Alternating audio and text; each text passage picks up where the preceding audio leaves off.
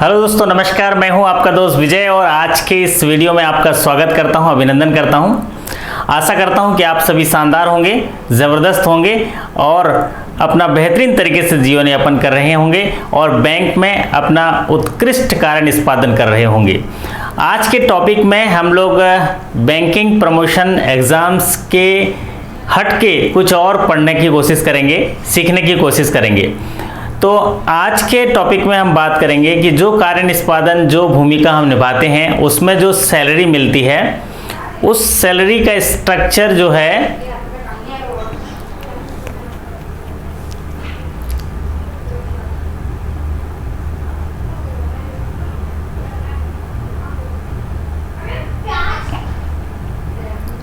वो जो सैलरी अरे आशी बेटा, आशी सब आवाज आ रहा है इधर। हाँ, नहीं बोल।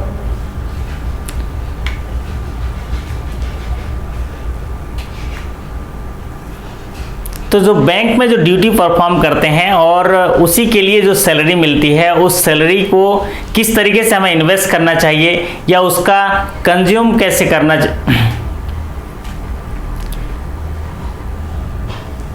या उसका उपभोग किस तरीके से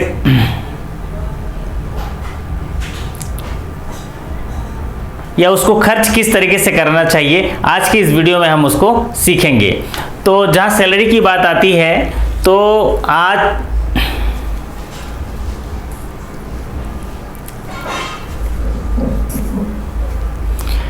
जहां सैलरी की बात आती है वहां लाइटर वे में एक बात कहना चाहेंगे।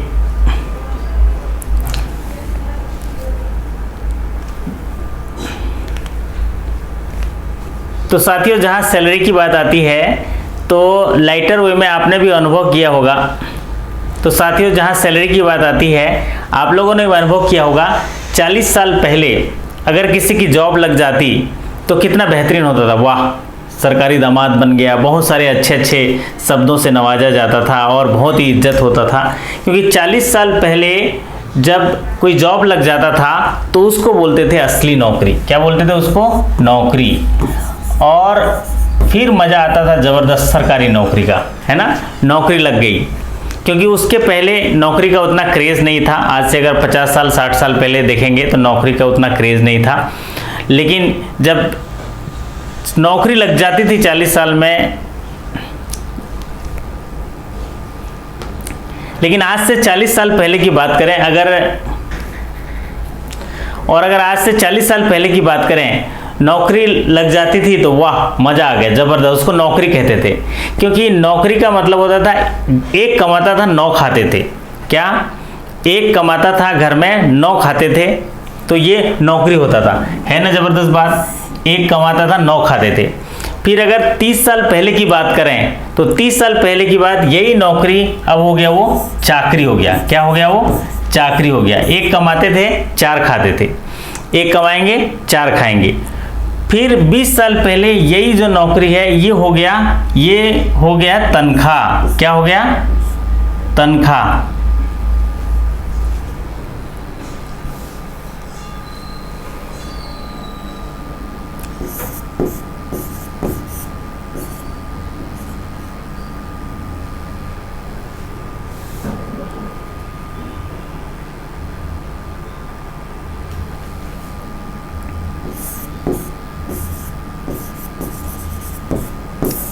यही जो हो गया तनख्वाह हो गया। तो फिर ये जो इसकी परिभाषा जो है तनख्वाह हो गया। तो 20 साल पहले ये तनख्वाह हो गया। तो सबसे पहले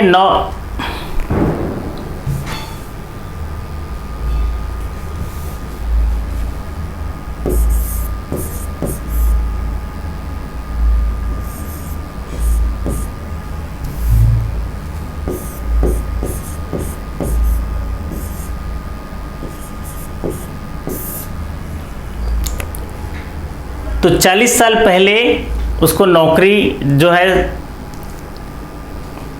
तो 40 साल पहले नौकरी को नौकरी कहा जाता था। एक कमाता था, घर में 9 लोग बेहतरीन तरीके से खाते थे, किसी भी चीज़ की कोई कमी नहीं होती थी।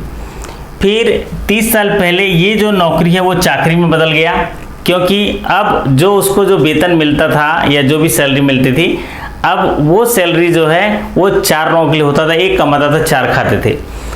अब 20 साल पहले यही चीज़ जो है ये तनख्वाह हो गया। तनख्वाह का मतलब तन तन के खा, ये नहीं करना वो नहीं करना, तन तन के खा। और फिर जो है ये उसके बाद इसका परिवर्तन हो गया, अब हो गया वेतन। वेतन का मतलब एक ही तन को पूरेगा, जो सैलरी है एक ही तन को पूरेगा। तो इसीलिए जो दोनों जने जो है सैलरी वाले होंगे, जो कपल होंगे और शादी करेंगे कि आप अपने तन को पालो, मैं अपने तन को पालता हूँ, वेतन। और वर्तमान में जो परिदृश्य है करंट में, उसको बोलते हैं, क्या बोलते हैं? सैलरी। सैलरी मतलब आज की तारीख पर जो मिल रहा है आपको, उसको सैलरी कहते हैं। सैलरी ऐसे कि जहाँ 30 तारीख हुआ, महीना का आखिरी दिन हुआ, सैलरी सेल पर आया, मोबाइल पर आया और सेल पे ही चला गया, सारा डिडक्ट होके चला गया ईएमआई के तौर पे। तो ये सैलरी का लगभग, तो ये जो है सैलरी की परिभाषा के तौर पे अगर देखेंगे तो जब बहुत समय पहले, अगर 40-50 साल पहले सैलरी को देखेंगे तो उसको नौकरी बोलते थे। नौकरी, वाह, लाट साहब होते थे, बहुत ही राजा साहब होते थे, एक नौकरी लग गई तो बढ़िया, एकदम शादी हो जाएगा, बहुत अच्छा हो जाएगा, शानदार हो जाएगा। तो ये होता था 40 साल पहले। नौकरी एक कमाता था, 9 खाते थे, किसी भी चीज़ की कोई कमी नहीं होती थी। फिर धीरे धीरे परिभाषा बदली, ये चाकरी हो गया, और चाकरी का मतलब एक कमाएगा 4 खाएंगे। फिर ये तनख्वाह हो गया, तन तन के खा, आज ये नहीं करना वो नहीं करना। 30 दिन तक तन को खाएगा तो एक दिन आप खाओ तनख्वाह, इसको तन तन के खाना। फिर परिभाषा बदल गई, वेतन हो गया। वेतन का मतलब जो मिल रहा है वो एक ही तन के लिए है। फिर जो है परिभाषा बदल गया अभी सैलरी। सैलरी मतलब सारा चीज़ सेल पर आएगा, मोबाइल पर आएगा और सारा डिडक्ट हो जाएगा, है ना। सेल पे चला गया, सेल पे आया रे, सेल पे चला गया। तो ये सैलरी का स्ट्रक्चर है। और इसी सैलरी को जो आपको मिलता है उसको कैसे बेहतर तरीके से इन्वेस्ट किया जाए या उसका सही तरीके से उसको लगाया जाए, कहाँ कहाँ किस तरीके से डिस्ट्रीब्यूट किया जाए, आइए इस वीडियो के माध्यम से सीखते हैं। तो सैलरी में जब भी आपको जो स्ट्रक्चर मिलता है तो सैलरी के 2 हिस्से हमको करने चाहिए। सैलरी के 2 हिस्से करने चाहिए। तो एक 50% हिस्सा जिसको मैंडेटरी डिडक्शन कहते हैं और एक 50% हिस्सा जो है उसको अलग रखे जाते हैं।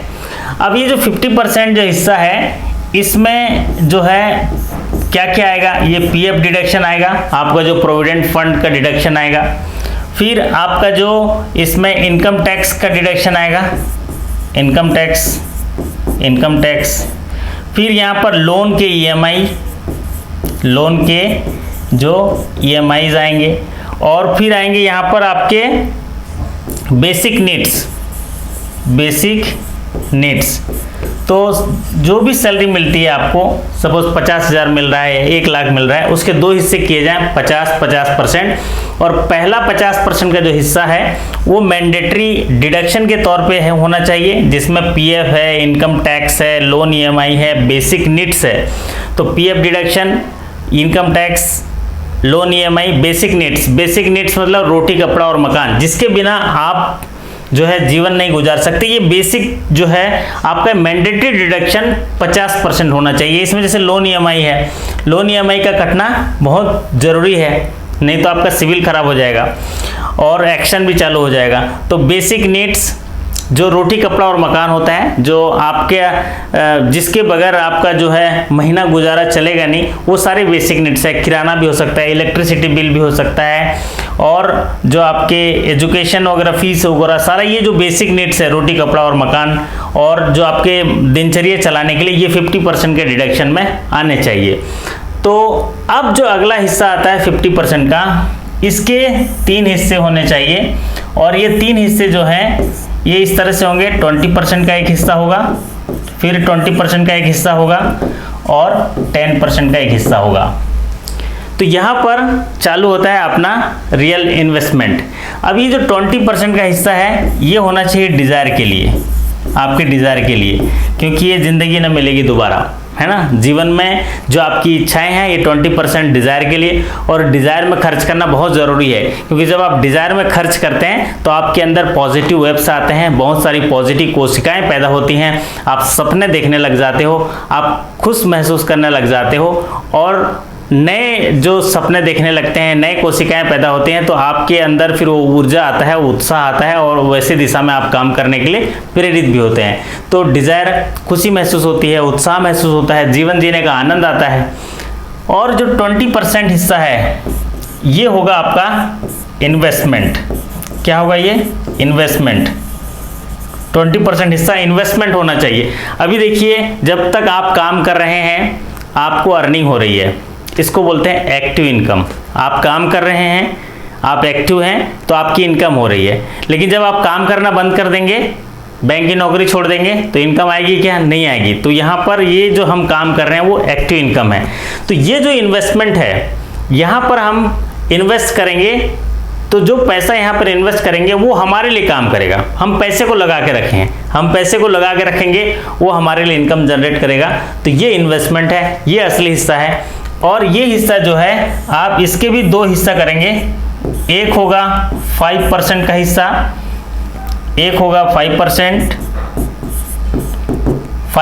का हिस्सा जो आपको अपने स्टडी पे इन्वेस्टमेंट करना है, स्टडी पे। और ये जो 5% का हिस्सा है ये आपको करना है इमरजेंसी फंड, या आपको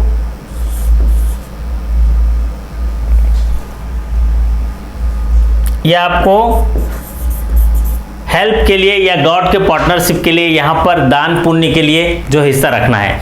तो ये इस तरह का जो है आपको बाइफर्केशन रखना है कि अगर आपकी सैलरी जो है 1 लाख है, 1 लाख एक सैलरी है, तो उसका 50,000 जो है मैंडेटरी डिडक्शन में होना चाहिए। आप देखिएगा, लोन भी जब लेने जाते हैं तो वहाँ पर नेट टेक होम देखा जाता है कि 40% से कम नेट टेक होम नहीं होना चाहिए, नहीं तो लोन की एलिजिबिलिटी नहीं मिलती है।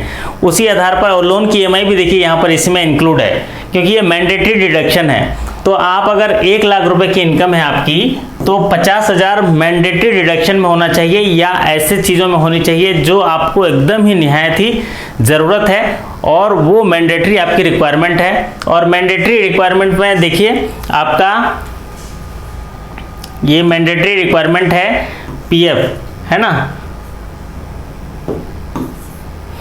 तो मैंडेटरी रिक्वायरमेंट आपका जो है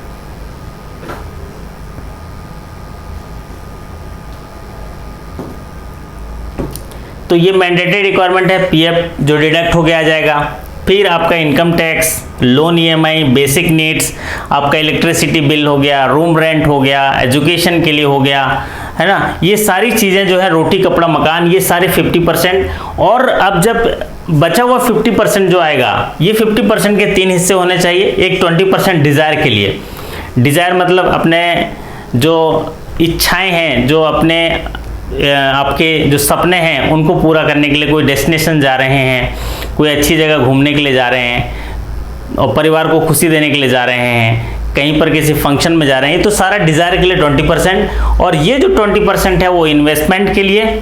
इन्वेस्टमेंट इसलिए कर रहे हैं क्योंकि अगर हम बैंकिंग का लाइफ देखें तो 30 से 35 साल जो है आप नौकरी करेंगे, या अधिक से अधिक 40 साल नौकरी करेंगे, है ना। फिर या तो पेंशन मिलेगा या तो पेंशन नहीं मिलेगा। तो ये एक्टिव इनकम है 30-35 साल। तो इस 30 साल के लिए जो है हम इन्वेस्टमेंट करेंगे, और ये लगातार इन्वेस्टमेंट करेंगे, तो जिस समय हम उस स्टेज पर पहुंचेंगे रिटायरमेंट तक, तो उस समय हमको पीछे मुड़ के देखने की ज़रूरत नहीं। आप एक एकदम सम्मानजनक तरीके से, बेहतरीन तरीके से, जिन खुशियों को जीते हुए आप पिछले समय आए हैं, उससे बेहतर खुशियाँ पा पाएंगे। ये आप अगर इन्वेस्टमेंट लगातार करते हैं तो यकीन मानिए आपका आने वाला जो भविष्य है बहुत ही बेहतरीन होगा। और ये इन्वेस्टमेंट सीखने की ज़रूरत है, इसको भी मैं बताऊँगा कैसे कैसे इन्वेस्टमेंट करना है। तो 20% डिज़ायर में, डिज़ायर बहुत ज़रूरी है। अगर आप कहीं डेस्टिनेशन जाते हैं, कहीं वैष्णो देवी माता मंदिर जाते हैं, तो आपको सीखने मिलता है, आपकी उम्र बढ़ जाती है। क्यों उम्र बढ़ जाती है बोलते हैं? क्योंकि शरीर में पॉजिटिव कोशिकाएं आते हैं। जब आप खुश होते हो, अच्छी जगह जाते हैं, प्रकृति के पास जाते हैं, सीखने मिलता है तो आपके अंदर बहुत सारे पॉजिटिव सेल पैदा होते हैं। इसीलिए तो बोलते हैं कि आपकी उम्र बढ़ गई, क्योंकि जो पॉजिटिव सेल पैदा होते हैं, जो नकारात्मक विचार हैं या आपके जो नेगेटिव सेल हैं, उनको वो ख़त्म कर देते हैं। तो ये 20% डिज़ायर के लिए। आप सोचो एक बेहतरीन से होटल में खाना खाने गए तो आपको कैसा फील होगा, वाह मार्वलस, ज़बरदस्त, मज़ा आ गया, है ना, शानदार, लाजवाब था, कि अच्छी जगह घूमने चले गए। तो वो फीलिंग लाने के लिए डिज़ायर, फिर आप वैसा फिर देखने की इच्छा करते हो, वैसा बनने की इच्छा करते हैं। फिर 20% इन्वेस्टमेंट के बारे में बताएंगे, कैसे कैसे इन्वेस्टमेंट करना चाहिए, कहाँ कहाँ इन्वेस्टमेंट करना चाहिए। 5% स्टडी के लिए। साल का अगर आप 1 लाख रुपया कमाते हैं तो केवल हम बोल रहे हैं 5,000 अपने स्टडी के लिए, आप जिस प्रोफेशन में हैं उस प्रोफेशन में प्रोफेशनल नॉलेज एक्वायर करने के लिए केवल 5% का इन्वेस्टमेंट हम मांग रहे हैं। अब 5% का इन्वेस्टमेंट साल का आप अपने जिस प्रोफेशन में हैं उसका कला कौशल सीखने के लिए, उसका नॉलेज सीखने के लिए, उसका सॉफ्टवेयर जानने के लिए, आप उसका टेक्निकल एजुकेशन, उसका प्रोफेशनल एजुकेशन या उसके बारे में बेहतर तरीके से सीखने के लिए आप खर्च करिए, बुक्स के माध्यम से या ट्यूटर के माध्यम से, या कोई एक्सपर्ट है उसका, उसके पास जाके सीखिए, उसको पे करके सीखिए। तो ये 5% जो है आपकी स्टडी के लिए, क्योंकि वो स्टडी जो आपने किया है वो आपके प्रोफेशनल जो लाइफ है, प्रोफेशनल लाइफ है, उसको बेहतर बनाएगा और आपको नई सफलताएँ दिलाएगा, और वो आपका बेहतर इन्वेस्टमेंट होगा। फिर वो जो 5% है वो मदद करने के लिए, कुछ इमरजेंसी फंड के लिए, किसी गरीब की मदद कर दिए, है ना, भगवान में आस्था रखते हैं तो किसी बच्चे के लिए, गरीब बच्चे को उसके एजुकेशन के लिए मदद कर दिए, कोई अस्पताल में के लिए किसी के दवाई के लिए कुछ मदद कर दिए। तो ये सब क्या होता है, आपके जो भगवान के साथ जो पार्टनरशिप है ना, जो आपके अंदर एक भाव पैदा हुआ जिसने आप अच्छे भाव के साथ किसी की मदद की, तो वो जो फीलिंग है वो जो है आपको वो लौट के बहुत ही बड़े पैमाने पर आपको मिलता है और आपको कभी कमी नहीं होता है। तो ये 5% जो है आप उस फंड के लिए रख दीजिए। अब अगले स्लाइड में हम जानेंगे कि ये इन्वेस्टमेंट जो है किस तरीके से होना चाहिए, क्योंकि ये जो इन्वेस्टमेंट पार्ट है तो ये जो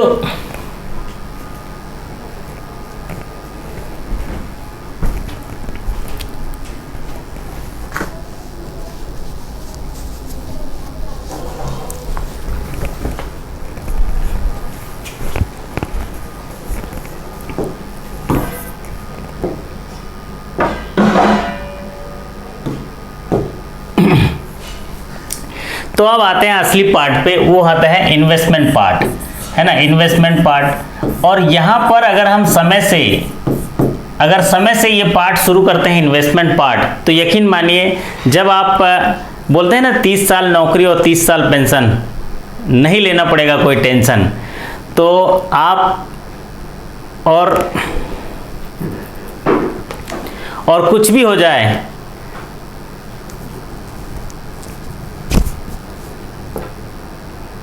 और जीवन में कितनी भी विपत्ति आ जाए, you need not take any mention. तो ये जो इन्वेस्टमेंट है ये ज़रूरी होता है उस चीज़ के लिए, जिन चीज़ों को हमने बताया कि इन्वेस्टमेंट जो है वो 3 तरीके से किए जाते हैं। इन्वेस्टमेंट जो 3 तरीके से किए जाते हैं, आपके जो आपके रिस्क टेकिंग कैपेसिटी के आधार पर इनको 3 कैटेगरी में बांटे जाते हैं। एक जो है लो रिस्क इन्वेस्टमेंट, और एक जो है मीडियम रिस्क इन्वेस्टमेंट, और एक जो है हाई रिस्क इन्वेस्टमेंट। क्या है ये? High risk investment. करना तो है ही है सब में, बोलते हैं ना सभी अंडों को एक बास्केट में नहीं रखना चाहिए, अलग अलग बास्केट में रखना चाहिए। तो आप low risk, medium risk, high risk, 3 तरह के इन्वेस्टमेंट हैं। अब देखिए लो रिस्क में अगर लगाएंगे तो आपका इनकम भी लो होगा, मीडियम में तो एक स्टडी इनकम होगा, मीडियम इनकम होगा, और हाई रिस्क में जो है हाई इनकम मिलने की संभावनाएं रहती हैं और वहाँ पर हाई रिस्क भी रहता है। अब जब आप लो रिस्क की बात करें तो लो रिस्क में जो इन्वेस्टमेंट है वो आप इन्वेस्टमेंट लो रिस्क के लिए क्या है, कुछ ऐसे जो स्कीम्स है जिनमें आप लगा सकते हैं जो सिक्योर्ड होते हैं, जिनमें एकदम गारंटीड रहता है। जैसे पहला इन्वेस्टमेंट आप कर सकते हैं सोवरेन गोल्ड बॉन्ड स्कीम। क्या कर सकते हैं, सोवरेन गोल्ड बॉन्ड स्कीम।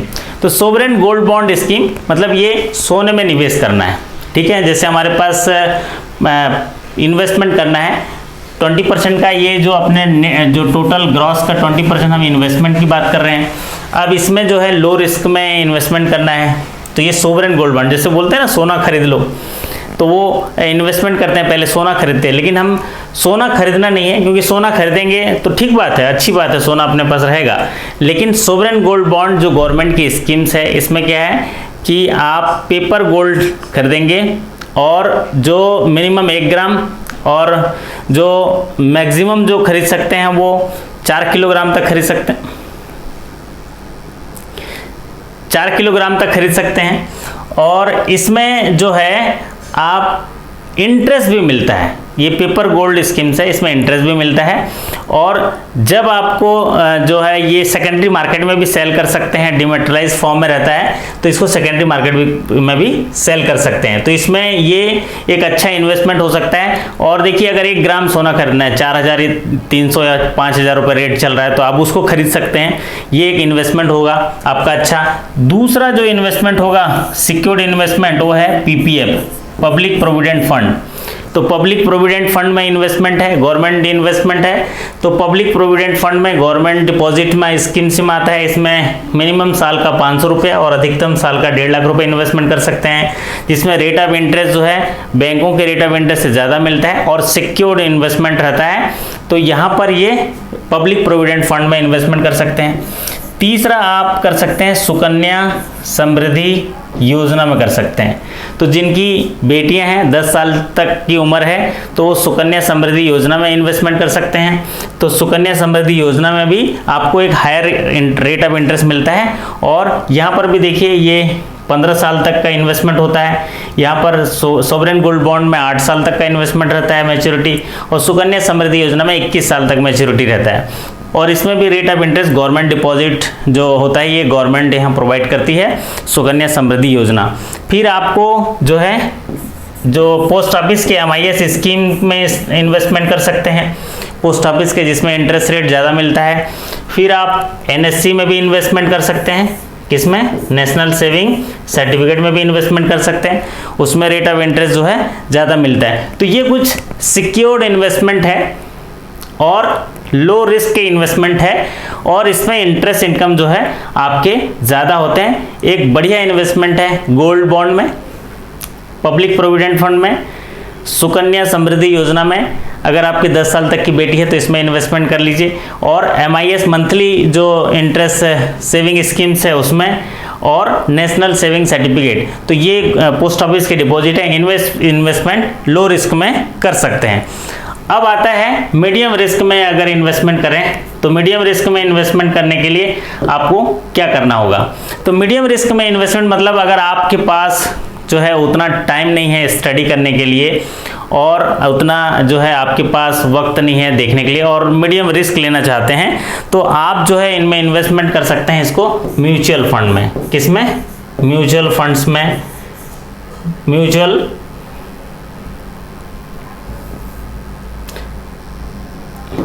तो आप जो इन्वेस्टमेंट कर सकते हैं वो है म्यूचुअल फंड में इन्वेस्टमेंट कर सकते हैं।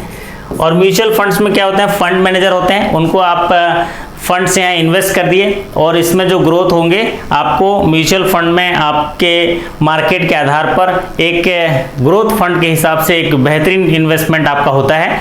और ये जो फंड मैनेजर एक्सपर्ट होते हैं, और इस एक्सपर्ट एडवाइस के साथ आप सही फंड्स जो है उसमें इन्वेस्ट कर लीजिए, और आप जब इन्वेस्ट करेंगे तो उसमें रिटर्न जो है बहुत अच्छा मिलता है। दूसरा जो है वो आपको अगर इन्वेस्टमेंट करना है मीडियम रिस्क में, तो SIP में इन्वेस्ट कर दीजिए, सिस्टमेटिक इन्वेस्टमेंट प्लान है ना, सिस्टमेटिक इन्वेस्टमेंट प्लान में कर लीजिए। तो ये लॉन्ग टर्म के लिए 15 साल 20 साल के लिए इन्वेस्टमेंट कर लीजिए, 1000 से स्टार्ट कर लीजिए, 2000 से स्टार्ट कर लीजिए, आपको 24% 25% का जो है रिटर्न देते हैं। और जो सिस्टमेटिक इन्वेस्टमेंट प्लान में एक लंबे समय के बाद जब आप उसकी मैच्योरिटी लेंगे तो ये आपको बड़ा रिटर्न जो है मिलेगा। साथ ही साथ अगर और इसमें इन्वेस्टमेंट करेंगे तो बॉन्ड्स में इन्वेस्टमेंट कर लीजिए, समय समय पर गवर्नमेंट्स के बॉन्ड्स जारी होते हैं, और ये डिस्काउंट रेट पर मिलते हैं आपको। तो गवर्नमेंट से बॉन्ड्स में जो है आप इन्वेस्टमेंट कर लीजिए, मिनिमम 1 लाख 5 लाख ऐसे जो है जारी होते हैं, तो आप इनको इन्वेस्टमेंट कर सकते हैं बॉन्ड्स में, जो गवर्नमेंट्स के बॉन्ड्स होते हैं। तो इनको आप परचेस करके ये मीडियम रिस्क में आप जो है इनको अच्छा इन्वेस्टमेंट कर सकते हैं। अब आता है एक हाई रिस्क का। तो हाई रिस्क में जब हम करेंगे इन्वेस्टमेंट, तो आपको हाई रिस्क में जब इन्वेस्टमेंट करेंगे तो हाई रिटर्न्स भी मिलने के उम्मीद रहते हैं। तो हाई रिटर्न्स मिलेंगे तो फिर आप उसको जो है अच्छे से सीखना भी पड़ेगा और अच्छे को समझना भी पड़ेगा। तो अगर मार्केट में अभी देखेंगे तो स्टॉक में इन्वेस्टमेंट, किसमें? स्टॉक में इन्वेस्टमेंट करेंगे तो आपको हाई रिटर्न्स मिलेंगे। क्या मिलेंगे? हाई रिटर्न्स मिलेंगे। अब देखिए, स्टॉक के बारे में अगर आपको जानकारी है तो बहुत अच्छी बात है, बहुत सारे साथी करते भी हैं, और अगर जानकारी नहीं है तो एक्सपर्ट एडवाइस के साथ, अपनी अच्छी स्टडी के साथ उसमें इन्वेस्टमेंट करिए और ऐसी जगह इन्वेस्टमेंट करिए जिनका फ्यूचर बहुत अच्छा दिख रहा है। अभी जो है भले स्टार्ट है लेकिन फ्यूचर बहुत अच्छा दिख रहा है, तो वहाँ पर इन्वेस्ट करिए। जैसे देखिए, अभी बैटरी वाली कार की आ रही है, तो अगर बैटरी वाली कंपनियों में आप पैसा लगाएंगे तो निश्चित तौर से उसका ग्रोथ होगा। पावर सेक्टर में पैसा लगाएंगे तो निश्चित तौर से ग्रोथ होगा। तो आप जैसे आईटी सेक्टर में पैसा लगाएंगे तो निश्चित तौर से ग्रोथ होगा। तो आप जो है मार्केट के ट्रेंड और मार्केट की स्ट्रेटजी के आधार पर स्टॉक में इन्वेस्टमेंट जो है करते हैं। तो जैसे मान लीजिए, सपोज आप 20% की बात कर रहे हैं, मान लीजिए आपके पास 10,000 रुपये है एक, तो 10,000 रुपये में अगर मान लीजिए अच्छे बैंक की आप स्टडी करके या अच्छे किसी पावर सेक्टर का या बैटरी वाले किसी जो कंपनी पर शेयर खरीदते हैं, तो आप उसके 2 शेयर खरीद लीजिए, लेकिन लॉन्ग टर्म के लिए खरीदिए। लॉन्ग टर्म के लिए खरीदिए तो आप देखिएगा आपको हाई रिटर्न्स मिलेंगे। तो ये आपके स्टॉक में जो है आप इन्वेस्टमेंट कर सकते हैं। साथ ही साथ अभी जो लेटेस्ट चलन चल रहा है वो चल रहा है क्रिप्टो करेंसी। क्रिप्टो करेंसी में इन्वेस्टमेंट जो है बहुत ही ज़्यादा अभी जो हाई रिस्क है और हाई